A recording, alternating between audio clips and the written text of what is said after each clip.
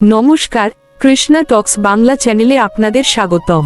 আজ চারিদিকে শঙ্খধ্বনি, উলুধ্বনি আর বিদ্যার দেবীর আরাধনায় মুখরিত প্রকৃতি। বসন্তের এই শুভক্ষণে আপনাদের জানাই প্রীতি ও শুভেচ্ছা। আজকের ভাবনা, বিদ্যা, ভক্তি ও পরম সত্যের সন্ধান।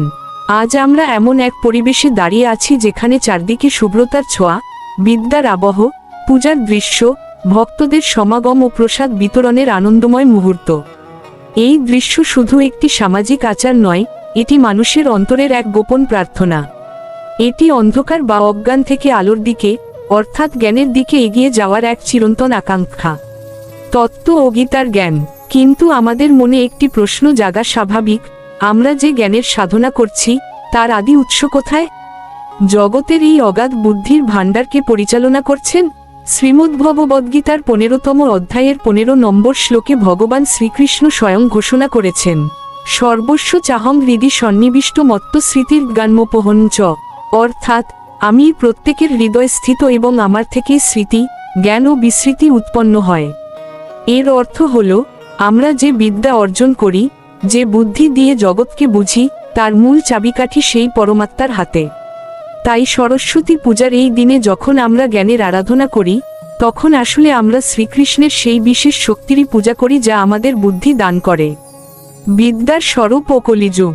শাস্ত্রে বলা হয়েছে, সা বিদ্যা যা বিমুক্ত হয়, অর্থাৎ যা আমাদের মুক্তি দান করে সেটিই প্রকৃত বিদ্যা। বর্তমানে আমরা বিদ্যা বলতে বুঝি শুধু পুঁথিগত জ্ঞান বা ডিগ্রির লড়াই, কিন্তু প্রকৃত বিদ্যা মানুষকে অহংকারী নয়, বরং বিনয়ী করে। ভগবদ্গীতায় 13তম অধ্যায়ের 8 থেকে 12 নং শ্লোক জ্ঞান বা বিদ্যার লক্ষণ বলতে গিয়ে শ্রীকৃষ্ণ সবার আগে বলেছেন, অমানিত্যম এবং অদম্ভিত্বম, অর্থাৎ যার মধ্যে পাণ্ডিত্যের অহংকার নেই এবং যে দম্ভহীন, সেই প্রকৃত জ্ঞানী। আজ সরস্বতী মায়ের চরণে পুষ্পাঞ্জলি দেওয়ার সময় আমাদের প্রার্থনা হওয়া উচিত, হে মা, আমাকে এমন জ্ঞান দাও যা আমাকে শ্রীকৃষ্ণের চরণের দিকে নিয়ে যায়। বহু দেবদেবী ও ভক্তের পথ। আমাদের সনাতন সমাজে বহু দেবদেবীর পূজা প্রচলিত। অনেক ভক্তই মনে প্রশ্ন করেন, তবে কি অন্য দেবতার পূজা করা ভুল? ভগবান শ্রীকৃষ্ণ গীতা এর উত্তর দিয়েছেন 7 অধ্যায়ের 21 নং শ্লোক, যো যো জাং জাং তনুং ভক্ত শ্রদ্ধোর্চিতুমিচ্ছতি তস্য তস্যাচলাং শ্রদ্ধাং তামেব বিদ্ধাম্যহম, অর্থাৎ যে ভক্ত যে দেবতারই পূজা করতে চাক না কেন, আমি তার সেই শ্রদ্ধা সেই দেবতার প্রতি স্থির করে দিই। তাই সরস্বতী পূজা হোক বা অন্য কোনো দেবীর অর্চনা, সবই সেই এক পরমেশ্বরের ভিন্ন ভিন্ন রূপের সেবা। তবে জ্ঞানী ভক্ত জানেন যে, বৃষ্টির জল যেমন অবশেষে সমুদ্রে গিয়েই মিশে, তেমনি সমস্ত দেবতার পূজা অবশেষে পরমেশ্বর শ্রীকৃষ্ণের চরণেই গিয়ে পৌঁছায়। জ্ঞান ও ভক্তির মিলন। অনেকে মনে করেন জ্ঞান এবং ভক্তি দুটি আলাদা পথ, কিন্তু প্রকৃতপক্ষে তারা একে অপরের পরিপূরক। জ্ঞান ছাড়া ভক্তি হয় অন্ধ, আর ভক্তি ছাড়া জ্ঞান হয় শুষ্ক। শ্রীমদ্ভাগবতে বলা হয়েছে, জ্ঞান যখন ভক্তির রসে সিক্ত হয়, তখনই তা অমৃত সমান হয়। চিন্তা করে দেখুন, একজন ছাত্র যদি অনেক বিদ্যা অর্জন করে কিন্তু তার হৃদয় জীবে দয়া বা ঈশ্বরের প্রতি টান না থাকে, তবে সেই শিক্ষা দিয়ে সমাজের কি লাভ? প্রকৃত শিক্ষা আমাদের শেখায় পণ্ডিতা সমদর্শিন, অর্থাৎ একজন পণ্ডিত ব্যক্তি ব্রাহ্মণ, চণ্ডাল, গরু এমনকি কুকুরের মধ্যেও সেই একই পরমাত্মাকে দর্শন করে, যো বিদ্যার দেবী ও কৃষ্ণের বিভূতি। শ্রীমদ্ভগবদ্গীতার 10ম অধ্যায় অর্থাৎ বিভূতি যোগে ভগবান শ্রীকৃষ্ণ অর্জুনকে বলছেন, যা কিছু ঐশ্বর্যমণ্ডিত, কান্তিময় এবং প্রভাবশালী, তা সবই তার তেজের অংশ। সেখানে তিনি নারীশক্তির 7টি বিশেষ গুণের কথা উল্লেখ করেছেন, কীর্তি শ্রীর্বাক চ নারীনাং স্মৃতির মেধা ধৃতি ক্ষমা।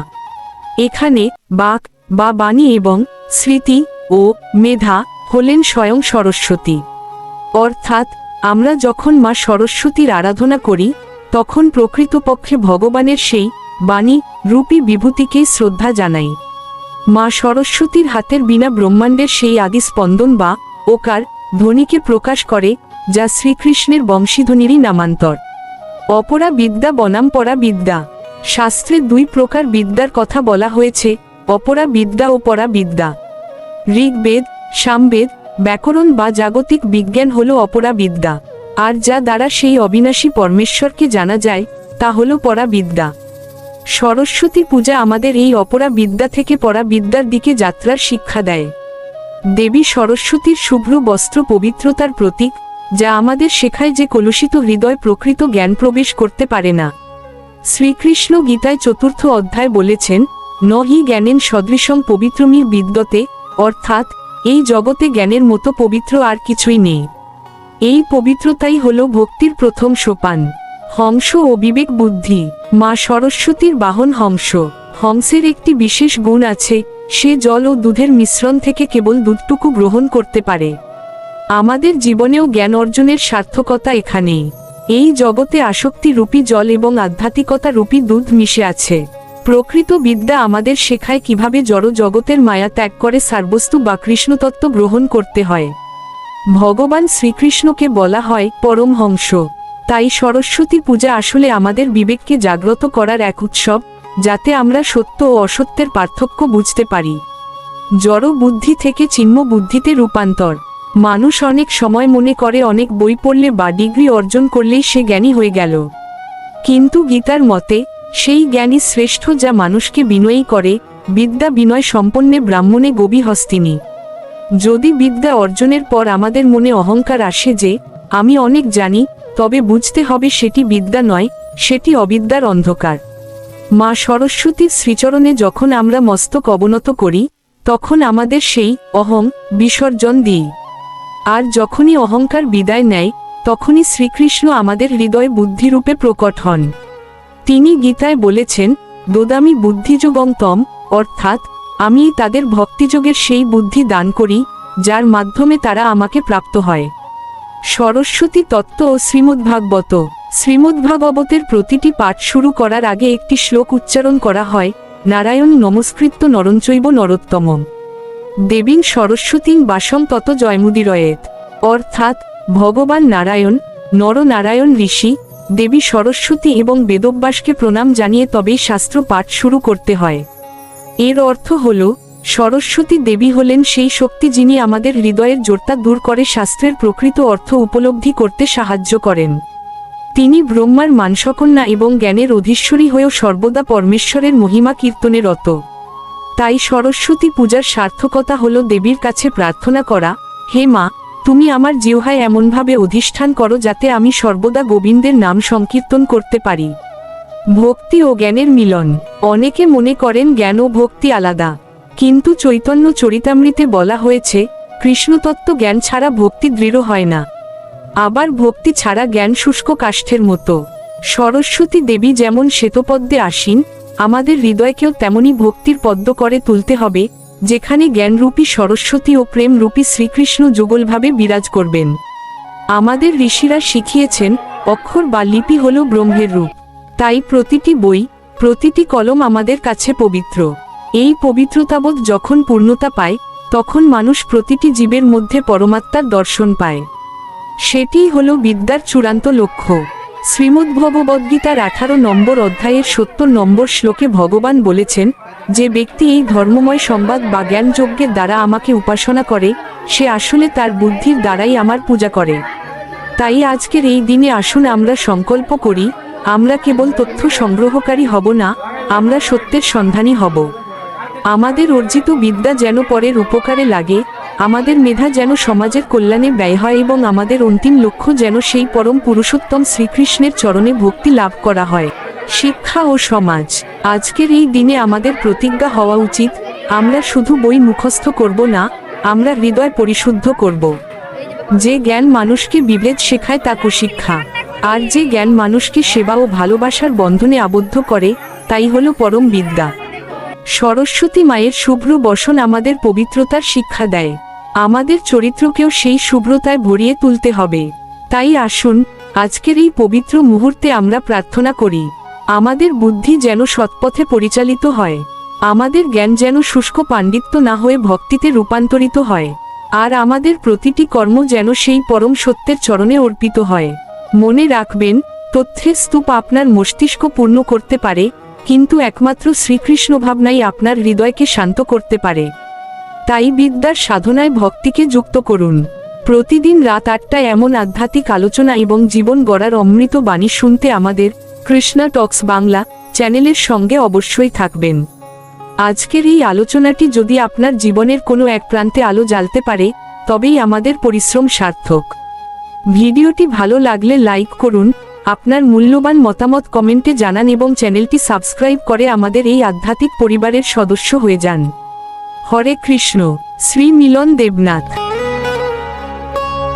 নমস্কার, কৃষ্ণা টক্স বাংলা চ্যানেলে আপনাদের স্বাগতম। আজকের ভাবনা, প্রতিশোধ নেবার কথা না ভেবে রাস্তা বদলে ফেলো। প্রিয় ভক্ত শ্রোতাগণ, আলোচনায় যাওয়ার আগে একটি ছোট নিবেদন। যারা চ্যানেলটিকে ভালোবাসেন তারা যদি পুরো ভিডিওটি না শোনেন, তাহলে আলোচনার মূলভাবটি সম্পূর্ণভাবে বুঝতে পারবেন না। তাই অনুরোধ, পুরো আলোচনাটি শুনুন। পাশাপাশি একটি লাইক দিন, কমেন্ট করে আপনার মতামত জানান। আমাদের ধর্ম নিয়ে আপনার মনে যদি কোনো প্রশ্ন বা জিজ্ঞাসা থাকে, সেটিও কমেন্টে লিখতে পারেন। আপনার সেই বিষয়টি শাস্ত্রভিত্তিকভাবে আলোচনা করার চেষ্টা করা হবে। ধন্যবাদ। এখন মূল আলোচনায় ফিরে আসি। আজকের আলোচনার বিষয়, প্রতিশোধ নেবার কথা না ভেবে রাস্তা বদলে ফেলো। প্রতিশোধের আগুন আগে নিজেকেই পোড়ায়। আমরা ভাবি প্রতিশোধ নিলে বুকের জ্বালা কমবে, কিন্তু বাস্তবে কি হয়? যাকে আমরা ঘৃণা করি তার চেয়ে বেশি কষ্ট আমরা নিজের ভেতরে পুষে রাখি। রাগ, অভিমান, প্রতিশোধের চিন্তা, এসব আমাদের মনকে অস্থির করে, ঘুম কেড়ে নেয়, শান্তি নষ্ট করে। ভগবান শ্রীকৃষ্ণ গীতায় বুঝিয়েছেন, ক্রোধ থেকে মোহ জন্মায়, মোহ থেকে স্মৃতিভ্রংশ, আর শেষ পর্যন্ত মানুষের পতন ঘটে। তাই প্রতিশোধ নেওয়া মানে অন্যকে শাস্তি দেওয়া নয়, নিজের শান্তিকে আগুনে ফেলে দেওয়া। রাস্তা বদল মানে পালিয়ে যাওয়া নয়। রাস্তা বদলে ফেলো শুনলে কেউ ভাবতে পারে এটা কি দুর্বলতা? না, এটা শক্তির চিহ্ন। যে মানুষ প্রতিশোধ নিতে পারে কিন্তু নেয় না, সেই আসল শক্তিশালী। রাস্তা বদল মানে হলো অশান্তির দিকে না গিয়ে শান্তির দিকে মোড় নেওয়া।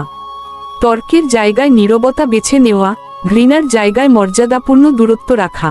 এটা ভীরুতা নয়, এটা নিজের আত্মাকে রক্ষা করার সিদ্ধান্ত। বাইরের রাস্তা নয়, বদলাতে হবে ভেতরের পথ। এখানে রাস্তা শুধু চলার রাস্তা নয়, এটা জীবনের দিশা। কেউ আমাদের কষ্ট দিল, আমরা চাই তাকে কষ্ট দিয়ে জবাব দিতে। এটাই পুরনো পথ। কিন্তু ভগবানের পথে চলা মানুষ নতুন পথ বেছে নেয়। সে ভাবে, এই ঘটনার মাধ্যমে ভগবান আমাকে কি শেখাতে চান? তখন প্রতিশোধের ইচ্ছা বদলে যায় আত্মশুদ্ধির সুযোগে। বাইরের পরিস্থিতি না বদলালেও ভেতরের পথ বদলে গেলে জীবন বদলে যায়। ক্ষমাই হলো ভক্তের আসল শক্তি। ক্ষমা মানে ভুলকে সমর্থন করা নয়, বরং নিজের হৃদয়কে মুক্ত করা।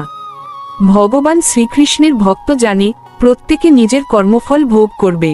তাই আমাকে বিচারক হতে হবে না। আমি শুধু নিজের চরিত্র, নিজের ভক্তি, নিজের মনকে পরিষ্কার রাখব। যে ক্ষমা করতে পারে সে আসলে ভগবানের গুণ ধারণ করতে শুরু করে। কারণ দয়া, সহনশীলতা, করুণা, এই গুণগুলোই ভক্তির অলংকার। প্রতিশোধ ছেড়ে ভগবানের পথে চলাই আসল জয়। প্রতিশোধ নিলে হয়তো মুহূর্তের তৃপ্তি আসে, কিন্তু ভেতরে অন্ধকার বাড়ে। আর রাস্তা বদলে ভগবানের পথে এলে প্রথমে কষ্ট হলেও পরে গভীর শান্তি আসে। যে নিজের রাগ জয় করতে পারে সেই আসল বিজয়ী। মানুষকে হারানো বড় জয় নয়, নিজের নেতিবাচক মনকে হারানোই সবচেয়ে বড় জয়। প্রতিশোধের চিন্তা কেন বন্ধন সৃষ্টি করে? শাস্ত্রে বলা হয়েছে, মানুষের মনই তার বন্ধু, আবার মনই তার শত্রু। যখন আমরা প্রতিশোধের কথা ভাবি, তখন আমরা আসলে সেই মানুষটির সাথে নিজের মনকে বেঁধে ফেলি। সে আমাদের জীবনে যতটা ক্ষতি করেছে, তার চেয়েও বেশি জায়গা আমরা তাকে দিয়ে দিই নিজের হৃদয়ে। গীতার শিক্ষায় বোঝা যায়, আসক্তি থেকেই দুঃখের শুরু। প্রতিশোধের আসক্তি আমাদের কর্মবন্ধনে আরও শক্ত করে জড়িয়ে ফেলে। কর্মফল ভগবানের হাতে, আমার হাতে নয়। আমরা প্রায়ই ভাবি, ও আমাকে কষ্ট দিয়েছে, ওকে শাস্তি পেতেই হবে। কিন্তু শাস্ত্র স্পষ্ট বলে, প্রত্যেকেই নিজের কর্মফল পায়। ভগবান শ্রীকৃষ্ণ সর্বজ্ঞ সাক্ষী, তিনি কারো প্রতি অবিচার করেন না। তাই আমি যদি বিচারকের আসনে বসি, তাহলে আমি ভগবানের জায়গা নিতে চাইছি। ভক্তের কাজ বিচার করা নয়, নিজের কর্তব্য ও ভক্তি পালন করা। রাস্তা বদল মানে চেতনার স্তর বদল। একই ঘটনার সামনে দুজন মানুষ দাঁড়ালে একজন প্রতিশোধের কথা ভাবে, আরেকজন ভাবে এটা আমার সহনশীলতা বাড়ানোর সুযোগ। এটাই চেতনার পার্থক্য। রাস্তা বদল মানে বাইরের জায়গা ছেড়ে চলে যাওয়া নয়, চিন্তার স্তর উপরে তুলে নেওয়া। শাস্ত্র বলে, যে ব্যক্তি সুখ দুঃখে সম্বুদ্ধি রাখে সে ধীরে ধীরে আধ্যাত্মিক উন্নতির দিকে এগোয়। ভক্ত প্রতিশোধ নেয় না, আশ্রয় নেয়। ভক্তের প্রথম কাজ প্রতিক্রিয়া দেখানো নয়, আশ্রয় নেওয়া। কষ্ট পেলে সে ভাবে, হে ভগবান, তুমি আছো, তুমি জানো। এই ভরসাই তার শক্তি। যখন আমরা প্রতিশোধ ছেড়ে ভগবানের আশ্রয়ে যাই তখন মন ধীরে ধীরে নরম হয়, কঠোরতা গলে যায়। তখন বুঝতে পারি, এই ঘটনাও আমার জীবনের এক শিক্ষা ছিল। নিজের পথ বদল মানেই ভাগ্যের দিক বদল। জীবনের মোড়গুলো খুব সূক্ষ্ম। একটি সিদ্ধান্ত, আমি প্রতিশোধ নেব নাকি নিজেকে সরিয়ে নেব, এই সিদ্ধান্তই ভবিষ্যৎ গড়ে দেয়। প্রতিশোধের পথ অন্ধকারে নিয়ে যায়, আর আত্মসংযমের পথ আলোয়। শাস্ত্র বলে, যে ব্যক্তি নিজের ইন্দ্রিয় ও ক্রোধকে নিয়ন্ত্রণ করতে পারে সেই প্রকৃত সুখ লাভ করে। তাই নিজের পথ বদল মানে শুধু পরিস্থিতি বদল নয়, নিজের ভবিষ্যৎ বদল। প্রতিশোধ মানুষকে নিচের স্তরে নামায়। শাস্ত্রে মানুষের তিনটি গুণের কথা বলা হয়েছে, সত্য, রজ, তম। প্রতিশোধের ইচ্ছা মানুষকে ধীরে ধীরে তমগুণের দিকে নামিয়ে নিয়ে যায়। তখন মন অন্ধকারে ঢেকে যায়, বিচার বুদ্ধি কমে যায়, আর হৃদয় কঠোরতা জন্মায়। যে কষ্ট দিয়েছে তাকে হারানোর আগেই আমরা নিজের ভেতরের আলো হারাতে শুরু করি। তাই ভক্ত জানে, প্রতিশোধ মানে নিজের আধ্যাত্মিক শক্তি কমিয়ে ফেলা। কষ্ট এলে ভক্ত প্রশ্ন করে, আমি কি শিখলাম? সাধারণ মানুষ জিজ্ঞেস করে, ও কেন এমন করল? কিন্তু ভক্ত জিজ্ঞেস করে, এই ঘটনার মাধ্যমে ভগবান আমাকে কি শেখাতে চাইছেন? এই প্রশ্নটাই জীবনের মোড় ঘুরিয়ে দেয়। কারণ তখন অন্যকে দোষ না দিয়ে আমরা নিজের উন্নতির দিকে তাকাই। শাস্ত্র শেখায়, প্রতিটি দুঃখ আমাদের অহং ভাঙার সুযোগ। আর অহং ভাঙলে হৃদয় নরম হয়, ভক্তি সহজ হয়। রাস্তা বদল মানে নিজের শক্তি সংরক্ষণ। ঝগড়া, প্রতিশোধ, রাগ এসবের পেছনে প্রচুর মানসিক শক্তি নষ্ট হয়। দিন শেষে মন ক্লান্ত, হৃদয় ভারী। কিন্তু যখন আমরা সিদ্ধান্ত নিই, আমি এই পথে আর হাঁটব না, তখন সেই শক্তি ভক্তি, নামজপ, প্রার্থনা, ভালো কাজে লাগতে শুরু করে। শাস্ত্র বলে, মানুষের শক্তি সীমিত, সেটি কোথায় ব্যয় করব সেই সিদ্ধান্তই আমাদের ভবিষ্যৎ গড়ে। ভগবান দেখছেন এই বিশ্বাসী ভক্তের শান্তি। যখন মনে হয় আমার সাথে অন্যায় হয়েছে, তখন ভক্ত মনে করে ভগবান সব দেখছেন। এই বিশ্বাস মানুষকে ভেতর থেকে স্থির করে। কারণ তখন প্রতিশোধ নেওয়ার তাড়না কমে যায়। আমরা বুঝতে শিখি, আমি কারো ভাগ্য নির্ধারণ করতে আসিনি, আমি শুধু নিজের চরিত্র আর ভক্তি রক্ষা করতে এসেছি। প্রতিশোধ ছাড়া এগিয়ে যাওয়াই প্রকৃত উন্নতি। জীবনে এগিয়ে যাওয়া মানে শুধু সাফল্য নয়, মানসিক উচ্চতাও। কেউ আমাকে আঘাত দিল, আর আমি সেই আঘাতকে কেন্দ্র করে জীবন কাটালাম, তাহলে আমি আটকে গেলাম। কিন্তু আমি যদি বলি, আমি থামব না, আমি এগিয়ে যাব, তাহলেই রাস্তা বদল হয়। শাস্ত্র বলে, স্থিরচিত্ত মানুষই ধীরে ধীরে ঈশ্বর চেতনার দিকে অগ্রসর হয়। প্রতিশোধের অনল ও মনের অস্থিরতা। জীবনের পথে চলতে গিয়ে আমরা যখন কারো দ্বারা অন্যায়ভাবে আঘাত পাই, তখন আমাদের অন্তরে প্রথম যে ভাবটি জাগে তা হলো প্রতিশোধ। আমরা মনে করি, আঘাতের বদলে আঘাত দেওয়াই বুঝি বীরত্ব। কিন্তু শাস্ত্র আমাদের শেখায়, প্রতিশোধের ইচ্ছা আসলে একটি জ্বলন্ত অঙ্গারের মতো, যা অন্যকে পোড়ানোর আগে নিজের হাতকে পুড়িয়ে ছারখার করে দেয়। আপনি যখন প্রতিশোধের কথা ভাবেন, তখন আপনার মূল্যবান সময়, শক্তি এবং শান্তি সবই সেই নেতিবাচকতায় ব্যয় হয়। শ্রীকৃষ্ণ গীতায় বলেছেন, ক্রোধ থেকে সম্মোহ এবং সম্মোহ থেকে স্মৃতিভ্রম ঘটে। তাই বুদ্ধিমানের কাজ হল প্রতিশোধের আগুনে ঘি না ঢেলে নিজের শান্তি রক্ষার জন্য সেই স্থান বা পরিস্থিতি থেকে সরে আসা। রাস্তা বদলে ফেলার আধ্যাত্মিক তাৎপর্য।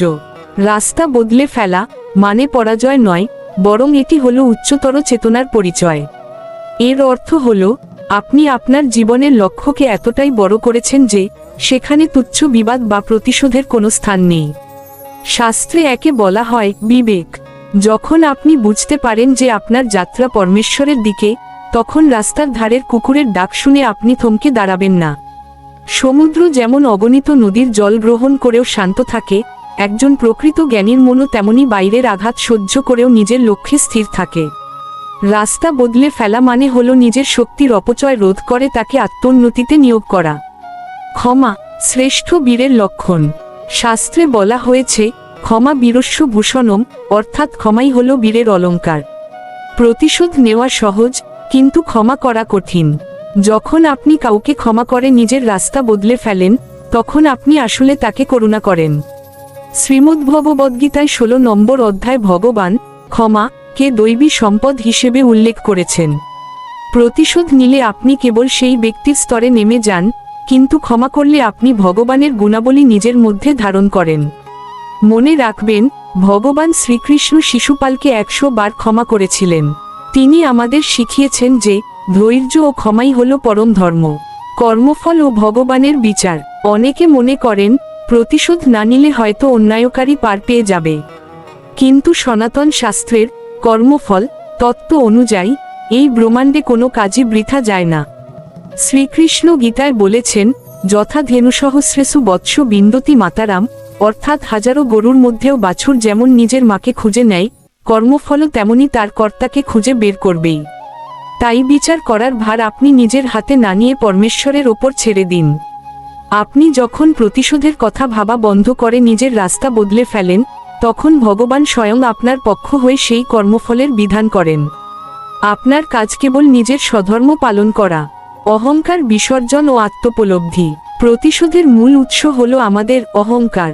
যখন আমাদের অহং-এ আঘাত লাগে, তখনই আমরা অন্যকে ধ্বংস করতে চাই। কিন্তু শাস্ত্র বলে, এই দেহ ও অহংকার অনিত্য। আপনি যদি নিজেকে কেবল একটি শরীর মনে করেন, তবেই আপনি অপমানের প্রতিশোধ নিতে চাইবেন। কিন্তু আপনি যখন নিজেকে আত্মার স্তরে অনুভব করবেন, তখন বুঝতে পারবেন যে অপমান বা সম্মান সবই মায়া। শ্রীকৃষ্ণ অর্জুনকে বারবার এই মায়া কাটিয়ে ওঠার পরামর্শ দিয়েছেন। রাস্তা বদলে ফেলার অর্থ হল নিজের অহংকারকে তুচ্ছ করে পরম সত্যের দিকে এক ধাপ এগিয়ে যাওয়া। সময় ও জীবনের মূল্য। মানুষের আয়ু অত্যন্ত সীমিত। এই অল্প সময়ে আমাদের অনেক পথ অতিক্রম করতে হবে। প্রতিটি মুহূর্ত যদি আমরা অন্যের সমালোচনা বা প্রতিশোধের পরিকল্পনা করে কাটিয়ে দিই, তবে ভজন ও আত্মোন্নতির সময় কোথায়? শাস্ত্রে বলা হয়েছে, এই মনুষ্য জন্ম দুর্লভ। তাই কোনো অপ্রয়োজনীয় তর্কে বা শত্রুতায় সময় নষ্ট করা চরম বোকামি। রাস্তা বদলে ফেলা মানে হলো নিজের জীবনের মূল্য বোঝা। আপনি যখন কোনো নেতিবাচক মানুষের থেকে দূরে সরে যান, তখন আপনি আসলে আপনার জীবনের শ্রেষ্ঠ সম্পদ অর্থাৎ সময়কে রক্ষা করেন। আসক্তি ত্যাগ ও অনাস্ত কর্ম। প্রতিশোধের ইচ্ছা এক ধরনের আসক্তি। আমরা সেই ব্যক্তির প্রতি আসক্ত হয়ে পড়ি যে আমাদের কষ্ট দিয়েছে। আমরা ঘুমে জাগরণে কেবল তার অমঙ্গল চিন্তা করি।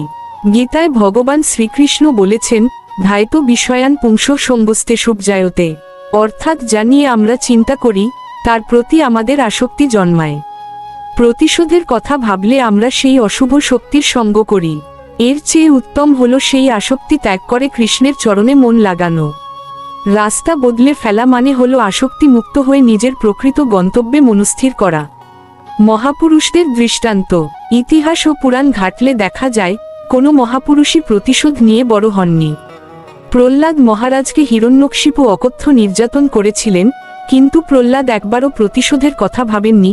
তিনি কেবল তার ভক্তির রাস্তা বদলে ভগবানকে স্মরণ করেছেন। নিত্যানন্দ মহাপ্রভুকে জগাই মাধাই আঘাত করেছিল, কিন্তু তিনি বদলে তাদের প্রেম দিয়েছিলেন।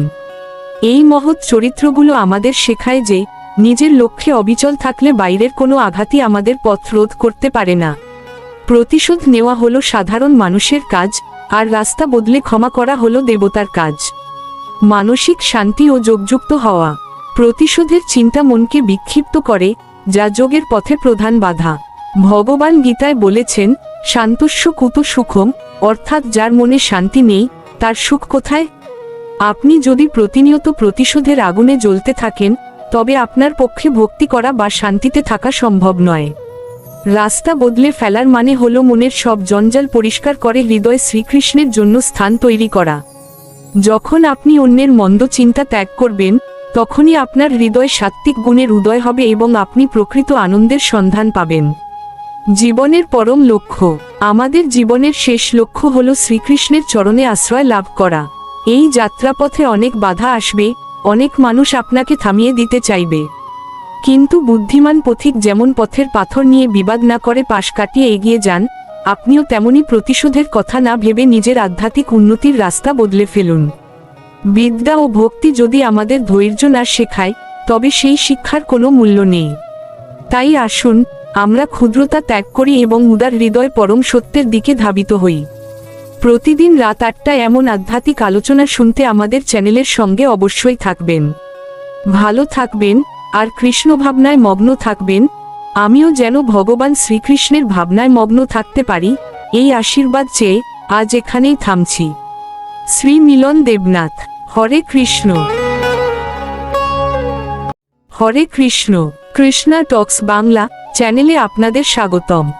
রাতের নিস্তব্ধতা যখন আমাদের চারপাশকে ঘিরে ধরে, তখন মনের কোণে জমে থাকা অনেক না বলা কথা, অনেক পুরনো স্মৃতি আর অশ্রুভেজা মুহূর্তগুলো একে একে ভিড় করে। আমরা সবাই জীবনের কোনো না কোনো মোড়ে এসে একাকী অনুভব করি। এই একাকিত্ব এবং অশ্রুর আড়ালে যে আধ্যাত্মিক সত্য লুকিয়ে আছে, আজ আমরা তা নিয়ে বিস্তারিত আলোচনা করব। আমি শ্রী মিলন দেবনাথ, আপনাদের সাথে থাকব এই পুরো যাত্রায়। প্রথমেই বলছি, যারা চ্যানেলটিকে ভালোবাসেন তারা অবশ্যই লাইক, কমেন্ট এবং সাবস্ক্রাইব করতে ভুলবেন না। আরেকটি কথা, শাস্ত্রীয় যে কোনো বিষয়ে আপনাদের যদি কোনো জিজ্ঞাসা থাকে, তবে সে জিজ্ঞাসাটিকে আপনারা কমেন্টসে জানাতে পারেন। আমি কথা দিচ্ছি, কমেন্টসটি আমার নজরে এলে সেটি দিয়ে কিংবা তার প্রতিউত্তরে আমি ভিডিও বানাতে চেষ্টা করব এবং তা আপনার মাধ্যমে আমরা সকলেই এই বিষয়টা সম্পর্কে অবগত হব। ধন্যবাদ। এখন চলে যাই আজকের ভাবনায়। আজকের ভাবনা, চুপি চুপি রাত এলে অশ্রু ঝরানো মনে পড়ে। রাতের গভীরতা যখন পৃথিবীর কোলাহলকে শান্ত করে দেয়, তখন আমাদের অন্তরের কোলাহল শুরু হয়। চুপি চুপি রাত এলে অশ্রু ঝরানো মনে পড়ে, এই আকুতি কেবল একটি গানের কলি নয়, এটি প্রতিটি মানুষের জীবনের এক চরম সত্য। দিনের আলোয় আমরা কর্মব্যস্ততায় মায়ার আবরণে নিজেদের ঢেকে রাখি, কিন্তু রাত আমাদের সেই আবরণ খুলে দেয়। শ্রীমদ্ভগবদ্গীতার 2য় অধ্যায় ভগবান শ্রীকৃষ্ণ বলেছেন যে, স্থিতপ্রজ্ঞ ব্যক্তিরা যখন আধ্যাত্মিক জাগরণে সজাগ থাকেন, তখন সাধারণ মানুষ মোহের ঘুমে মগ্ন থাকে। এই রাতের একাকিত্বে যখন আপনার চোখে জল আসে, তখন বুঝতে হবে আপনার আত্মা এই নশ্বর জগতের মোহ কাটিয়ে কোনো এক পরম সত্যের সন্ধান করছে। এই অশ্রু আসলে আত্মার সেই হাহাকার, যা প্রাকৃত জগতের কোনো বস্তু দিয়ে মেটানো সম্ভব নয়। মায়ার স্বরূপ ও জাগতিক বন্ধনের যন্ত্রণা। আমাদের অশ্রুর প্রধান কারণ হল আসক্তি বা মায়া। আমরা যাদের আপন ভাবি, যাদের ঘিরে আমাদের পৃথিবী আবর্তিত হয়, তাদের সাথে বিচ্ছেদ বা তাদের অবহেলাই আমাদের কাঁদায়। মহাভারতের বনপর্বে যক্ষ যখন যুধিষ্ঠিরকে জিজ্ঞেস করেছিলেন, জগতের সবথেকে বড় আশ্চর্য কি?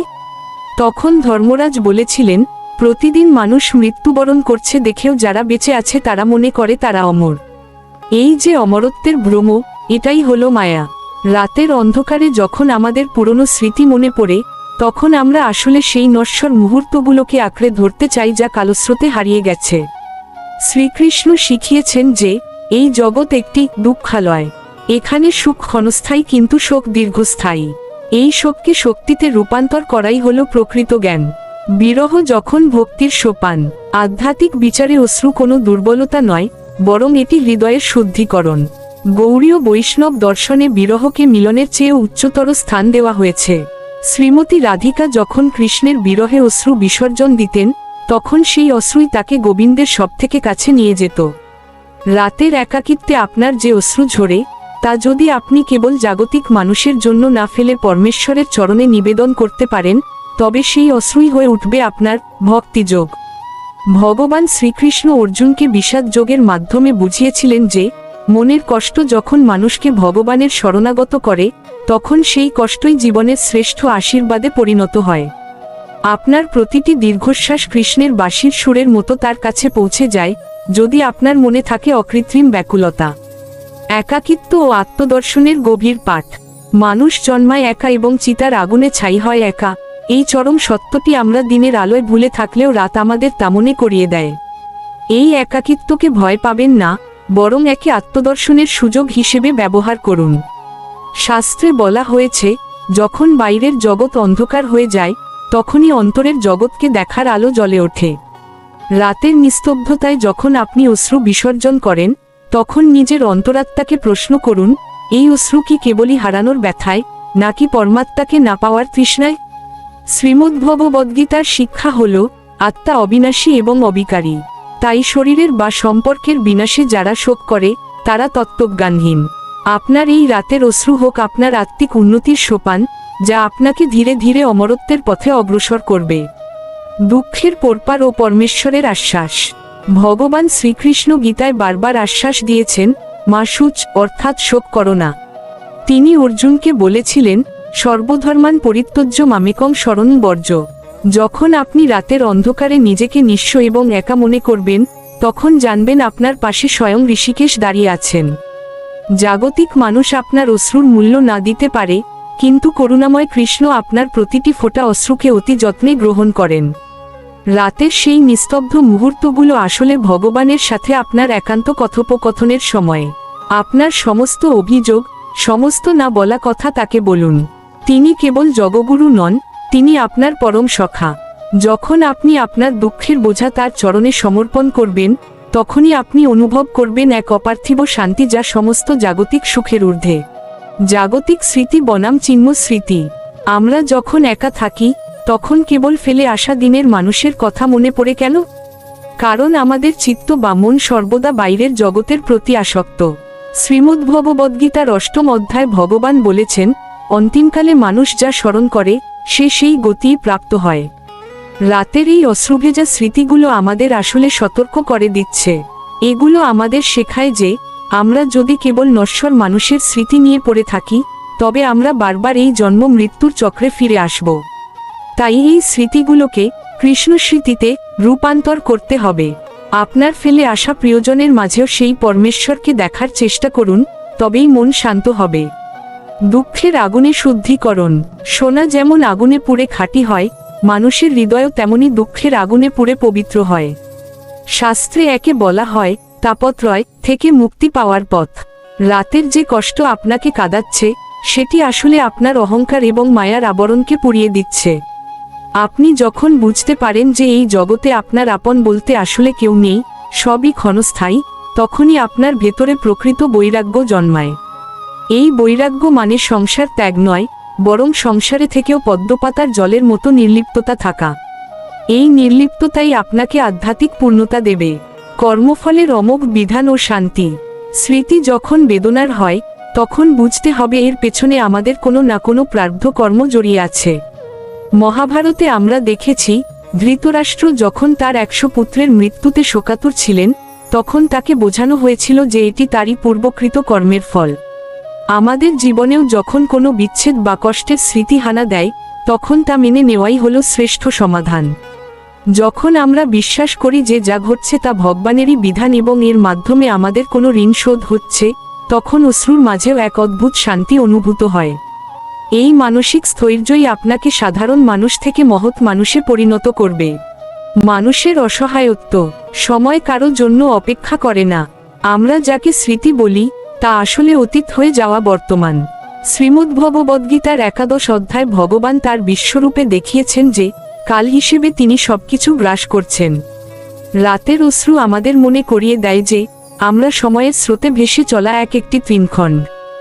যা হারিয়ে গেছে তা আর ফিরে আসবে না, তাই অতীতের জন্য শোক না করে পরমেশ্বরের চিরন্তন সত্যকে আঁকড়ে ধরাই হলো বুদ্ধিমানের কাজ। পঞ্চভূতের দেহ ও আত্মার অবিনশ্বরতা। আমরা যার জন্য কাঁদি, তা আসলে কি?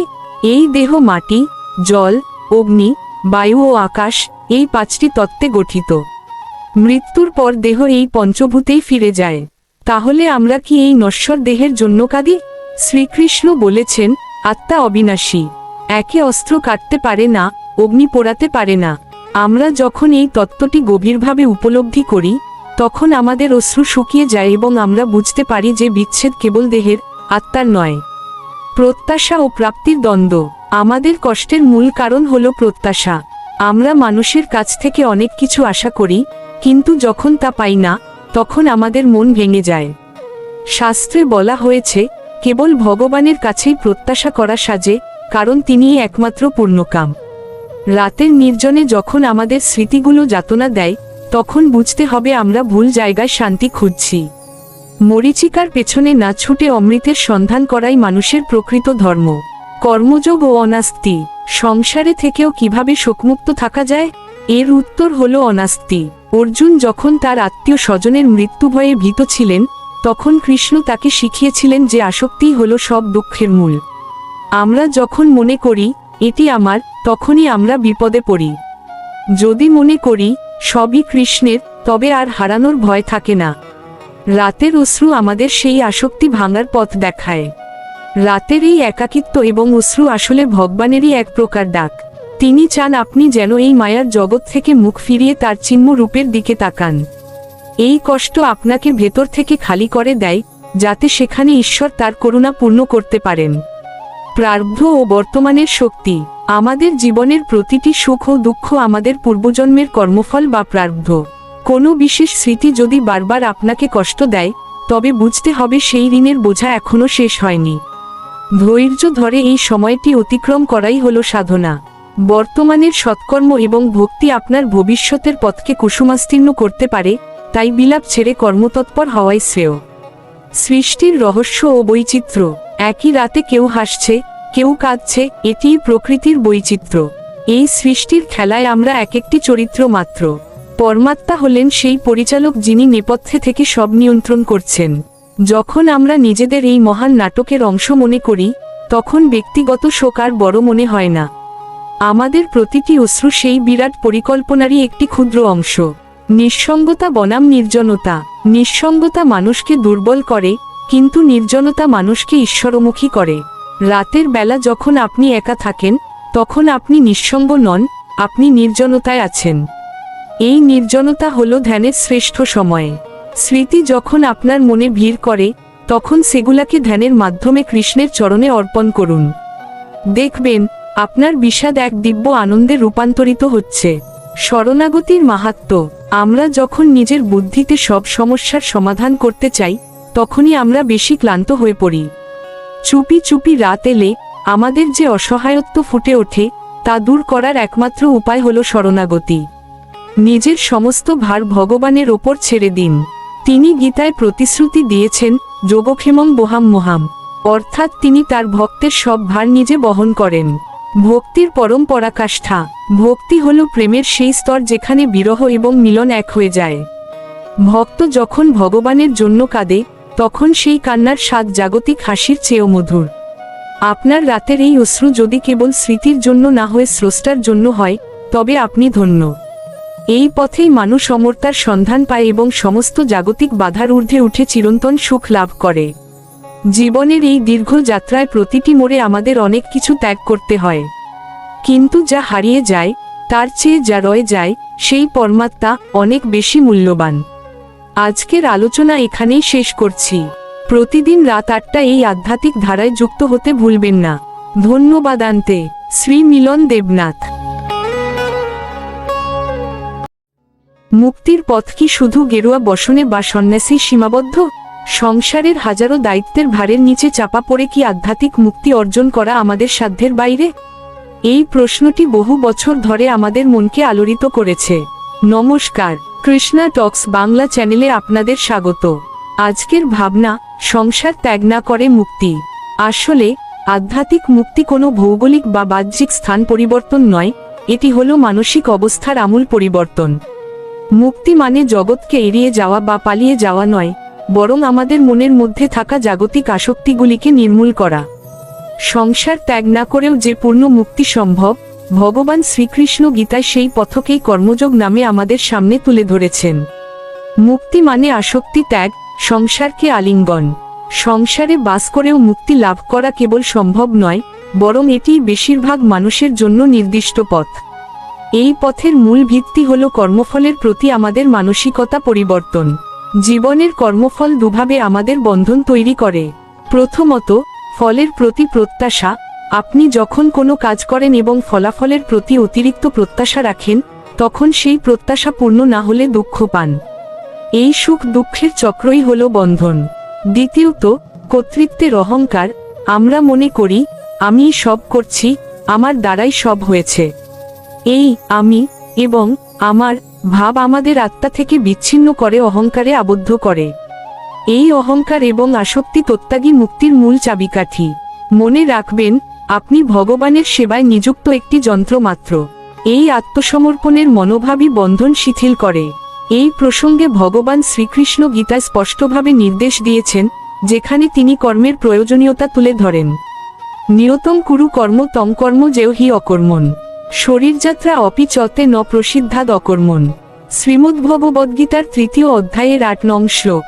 অর্থাৎ, তুমি তোমার নির্দিষ্ট কর্তব্য কর্ম করো, কারণ কর্ম না করার চেয়ে কর্ম করাই শ্রেয়। কর্ম না করলে তোমার শরীরের রক্ষণাবেক্ষণও সম্ভব হবে না। সুতরাং কর্ম বা সংসার ত্যাগ করার দরকার নেই। সংসারকে বরং যোগ বা ভক্তির একটি ক্ষেত্র হিসেবে ব্যবহার করুন।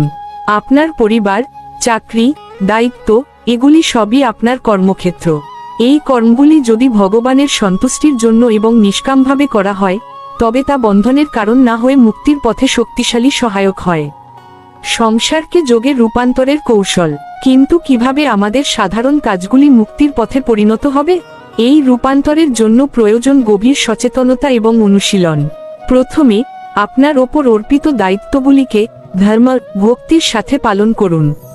আপনার পেশা বা আপনার পারিবারিক কর্তব্য সবই ভগবানের সেবার অংশ।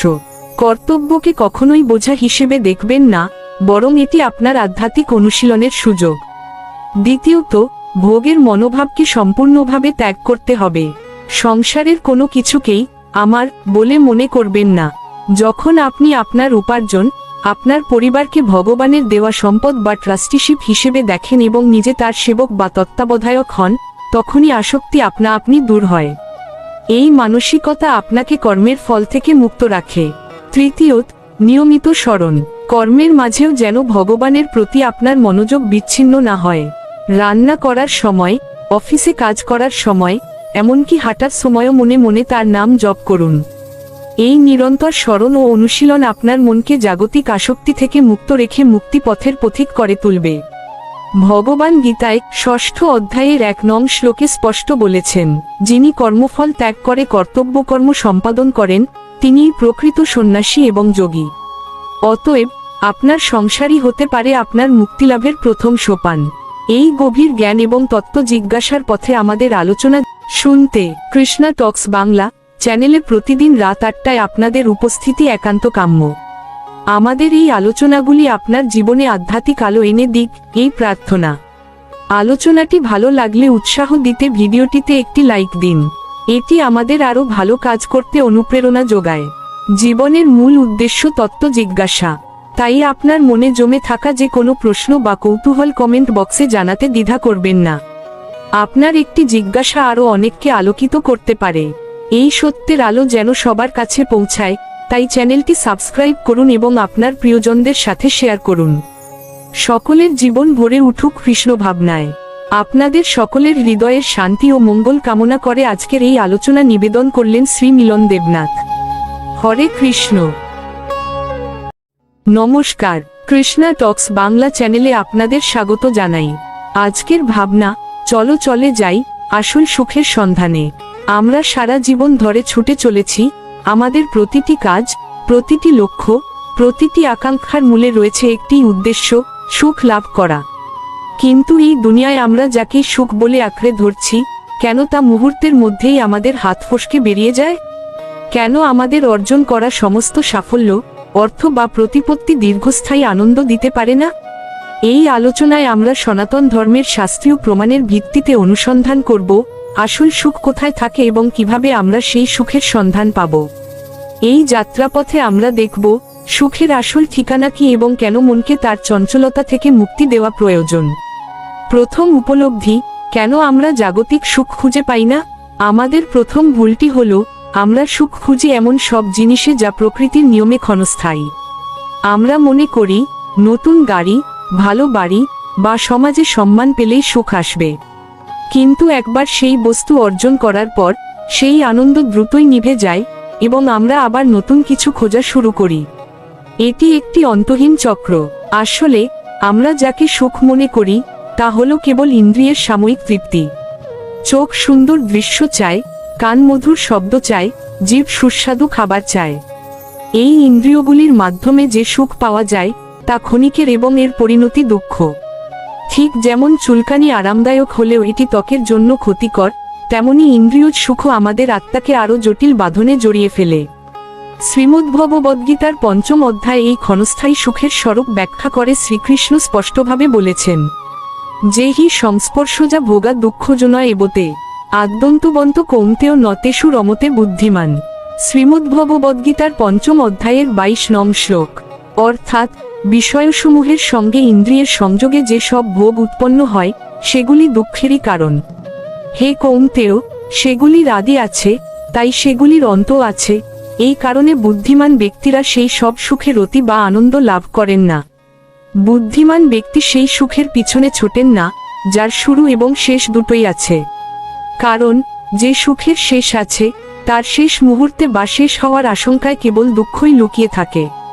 তাই আসল সুখের সন্ধান করতে হলে আমাদের প্রথমে এই ক্ষণস্থায়ী ইন্দ্রিয়জ সুখের ধারণা থেকে নিজেদের মুক্ত করতে হবে। আসল সুখ কোথায় থাকে? ভগবানের নির্দেশ। তাহলে আসল সুখের ঠিকানা কি? শাস্ত্রে দুই ধরনের সুখের কথা বলা হয়েছে, সুখ যা জাগতিক এবং ক্ষণস্থায়ী, এবং আনন্দ যা অপ্রাকৃত এবং চিরন্তন। আমাদের প্রকৃত পরিচয় হলো আমরা আত্মা, আমরা আনন্দস্বরূপ ভগবানের অংশ। জল যেমন মাছের আসল সুখ, বাষ্প যেমন আগুনের অংশ, তেমনি আমাদের আসল সুখ কেবল সেই পরম উৎসের সঙ্গে যুক্ত থাকলেই সম্ভব। আত্মা জড় প্রকৃতির তিনটি গুণ, সত্ত্ব, রজ ও তম, দ্বারা আবৃত থাকায় সে তার আসল পরিচয় ও সুখের কথা ভুলে যায়। আসল সুখ বাইরে বা জাগতিক কোনো বস্তুর মধ্যে নেই। আসল সুখের ঠিকানা হলো আমাদের হৃদয়ের গভীরে, যা একমাত্র ভগবানের সেবায় ও প্রেমে প্রকাশিত হয়। শ্রীমদ্ভাগবতে জীবনের উদ্দেশ্য ব্যাখ্যা করে বলা হয়েছে, জীবনের লক্ষ্য ইন্দ্রিয় তৃপ্তি নয়, বরং এমন প্রেমময় সম্পর্ক স্থাপন যা আত্মাকে প্রসন্ন করে। এই প্রসঙ্গে শ্রীমদ্ভাগবতের একটি মূল শ্লোক স্মরণ করা যাক, যা জীবনের উদ্দেশ্যকে সঠিকভাবে চিহ্নিত করে। কামস্য নেন্দ্রিয় প্রীতির লাভ জীবত যাবতা, জীবস্য তত্ত্ব জিজ্ঞাসা নার্থ যশ্চেহ কর্মভি। শ্রীমদ্ভাগবতমের ২য় স্কন্ধের ৩য় অধ্যায়ের ১০ নং শ্লোক। অর্থাৎ কামনার উদ্দেশ্য ইন্দ্রিয় তৃপ্তি নয়, বরং কেবল জীবনধারণের জন্য যতটুকু প্রয়োজন ততটুকুই লাভ করা। আর মানুষের জীবনের মূল লাভ বা উদ্দেশ্য হল তত্ত্ব জিজ্ঞাসা, পরম সত্যের অনুসন্ধান করা, অন্য কোনো কর্মফল নয়। যখন আমরা বুঝতে পারি যে জীবনের উদ্দেশ্য কেবল পেট ভরানো বা ইন্দ্রিয় তৃপ্তি নয়, বরং তত্ত্ব জিজ্ঞাসা এবং আত্মার চিরন্তন আনন্দকে জাগিয়ে তোলা, ঠিক তখনই আমাদের আসল সুখের সন্ধান শুরু হয়। সুখের বাঁধন, মন ও ইন্দ্রিয়ের দাসত্ব। আমাদের আসল সুখের পথে সবচেয়ে বড় বাধা হলো আমাদের অশান্ত মন এবং লাগামহীন ইন্দ্রিয়গুলি। মন সর্বদা কোনো না কোনো জাগতিক বস্তুকে নিয়ে চিন্তা করে। এই মন যতক্ষণ পর্যন্ত ইন্দ্রিয়গুলিকে অনুসরণ করে, ততক্ষণ আমরা এর দাস হয়ে থাকি। মন যদি আমাদের বন্ধু হয়, তবে তা আমাদের মুক্তির কারণ হতে পারে। আর যদি সে শত্রু হয়, তবে তা আমাদের বন্ধনের কারণ হয়। কিন্তু বাস্তবে মন বেশিরভাগ সময়ই আমাদের শত্রু হিসেবে কাজ করে, কারণ এটি সর্বদা বাইরের জগতের প্রতি আসক্ত। এটি আমাদের এমন সব কাজ করতে বাধ্য করে যা আমাদের আত্মার জন্য ক্ষতিকর। এই মনকে নিয়ন্ত্রণ না করতে পারার কারণেই আমরা কেবল ভোগের জন্য সুখ খুঁজি, আর সেই ভোগের শেষে পাই কেবল হতাশা ও শূন্যতা। এই মনই আমাদের সেই পথে নিয়ে যায় যেখানে আপাতদৃষ্টিতে মনে হয় অনেক কিছু আছে, কিন্তু শেষ পর্যন্ত কিছুই থাকে না। সুখের সন্ধানে সফলতা পেতে হলে এই চঞ্চল মনকে অবশ্যই বশ করতে হবে। আর মনকে বশ করার একমাত্র উপায় হলো মনকে এমন এক উচ্চতর স্বাদে যুক্ত করা, যা জাগতিক সুখের চেয়ে 1000 গুণ বেশি মধুর। একবার উচ্চতর স্বাদ পেলে মন আপনা আপনি নিকৃষ্ট বস্তুর প্রতি আগ্রহ হারাবে। কিভাবে শুরু করব এই যাত্রা? আসল সুখের সন্ধান কোনো ভৌগোলিক যাত্রা নয়, এটি হলো চেতনার রূপান্তর। আমরা এখন যে জড় জগতে আছি, এখানেই থেকেই আমরা আমাদের যাত্রা শুরু করতে পারি। এই যাত্রার সবচেয়ে সহজ এবং শক্তিশালী উপায় হলো ভগবানের পবিত্র নাম শ্রবণ ও কীর্তন। কলিযুগে শ্রীকৃষ্ণ স্বয়ং নামরূপে অবতীর্ণ হয়েছেন। যখন আমরা একাগ্র চিত্তে ভগবানের নাম জপ করি বা শ্রবণ করি, তখন সেই ধ্বনি আমাদের মনকে সমস্ত জাগতিক কোলাহল থেকে মুক্ত করে সরাসরি আত্মার সঙ্গে যুক্ত করে। এই পবিত্র নামই আমাদের মনকে সেই উচ্চতর স্বাদে যুক্ত করে, যার ফলে ইন্দ্রিয়গুলি আপনা আপনিই বসে আসে এবং আমরা বৈরাগ্যের পথে পা বাড়াতে পারি। ভগবানের নাম জপ করলে আপনি দোকান চালাচ্ছেন বা অফিসে কাজ করছেন, যাই করুন না কেন, আপনার মন সেই আনন্দের উৎসের সঙ্গে যুক্ত থাকবে। এর পাশাপাশি আমাদের উচিত সমস্ত কাজকে যজ্ঞের অংশ হিসেবে দেখা। আমাদের কর্মকে কোনো ফলের প্রত্যাশা না করে কেবল ভগবানের প্রীতির জন্য যখন করা হয়, তখন সেই কাজ আর বন্ধন তৈরি করে না, বরং তা আনন্দ ও মুক্তির পথ খুলে দেয়। এটাই হলো আসল সুখের সন্ধান, যা কর্মফলকে নয়, কেবল কর্মের উদ্দেশ্যকে পরিবর্তন করে। উপসংহার ও চূড়ান্ত আহ্বান, আনন্দের পথে আপনার অঙ্গীকার। বন্ধুরা, আজকের এই আলোচনা আমাদের দেখালো যে আসল সুখের সন্ধান করতে হলে আমাদের প্রথমে বুঝতে হবে আমরা কে, আমাদের আসল প্রয়োজন কি এবং সেই প্রয়োজন কিভাবে মেটানো সম্ভব। সুখের আসল ঠিকানা আপনার বাইরে কোথাও নেই, এটি আপনার আত্মার মধ্যেই নিহিত আছে। শুধু দরকার সেই উৎসকে আবার জাগিয়ে তোলা। বন্ধুরা, আসল সুখের সন্ধান করতে হলে আমাদের প্রথমে বুঝতে হবে আমরা কে, আমাদের আসল প্রয়োজন কি এবং সেই প্রয়োজন কিভাবে মেটানো সম্ভব। সুখের আসল ঠিকানা আপনার বাইরে কোথাও নেই, এটি আপনার আত্মার মধ্যেই নিহিত আছে। শুধু দরকার সেই উৎসকে আবার জাগিয়ে তোলা। এটাই হোক আমাদের অঙ্গীকার। আপনার এই সত্যের সন্ধান যেন কখনোই থেমে না যায়, এই কামনা করি। এই গভীর আধ্যাত্মিক জিজ্ঞাসা ও তার শাস্ত্রীয় ব্যাখ্যায় আলোচনা শুনতে প্রতিদিন রাত 8টায় কৃষ্ণা টক্স বাংলা চ্যানেলের সঙ্গে থাকুন। এই চ্যানেলে আমরা ধর্মীয় ও আধ্যাত্মিক বিষয় নিয়ে হৃদয় ছোঁয়া বিশ্লেষণমূলক আলোচনা করি। আমাদের জীবনে যদি কখনো সঠিক পথের দিশা প্রয়োজন হয়, তবে এই আলোচনা আমাদেরকে সেই পথের আলো দেখাবে। এই আলোচনা আপনাদের হৃদয়ে যদি সামান্যতম আনন্দ সঞ্চার করে থাকে, তবে ভিডিওটিতে একটি লাইক দিন। আমরা শ্রীমদ্ভাগবতে দেখলাম জীবনের মূল লক্ষ্য হল তত্ত্ব জিজ্ঞাসা। তাই দ্বিধা করবেন না, আপনার মনে আসা যে কোনো প্রশ্ন বা জিজ্ঞাসা কমেন্ট করে জানিয়ে দিন। আপনার একটি প্রশ্নের মাধ্যমেই আমরা অনেকেই নতুন কিছু জানতে পারব এবং শাস্ত্রের আলোকে সেই তত্ত্বের বিশ্লেষণ করতে পারব। আপনার পাশে থাকা বেল আইকনটি বাজিয়ে রাখুন, যাতে কোনো গুরুত্বপূর্ণ আলোচনা আপনার মিস না হয়। আপনার বন্ধু ও পরিজনদের সাথেও চ্যানেলটি শেয়ার করে তাদেরকেও এই সুখের সন্ধানে অনুপ্রাণিত করুন। সকলের জীবন ভরে উঠুক কৃষ্ণ ভাবনায়। হরে কৃষ্ণ।